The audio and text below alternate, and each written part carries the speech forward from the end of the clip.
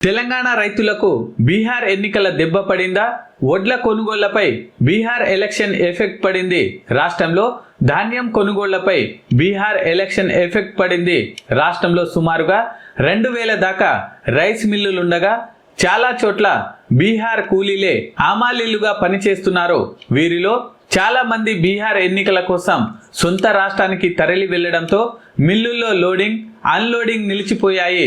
లారీలన్నీ మిల్లుల వద్దే బారులు తీరాయి. మిల్లుల్లో అన్లోడింగ్ లేకపోవడంతో కొనుగోలు కేంద్రాల్లో కాంటాలు ఆగిపోయాయి. నిర్వాహకులు రైతులు తీవ్ర ఇబ్బందులు పడుతున్నారు. రాష్ట్రంలోని మిల్లుల్లో 20,000 మంది ఆమాలీలు ఉంటే 10,000 మంది బీహారీలే ఉన్నారు. ఓటేసేందుకు రాజకీయ పార్టీలు వారికి 5,000 చొప్పున ఇచ్చి తీసుకెళ్తున్నట్టుగా తెలుస్తుంది. ఈ నెల 11న అక్కడ ఎన్నికలు ముగుస్తాయి.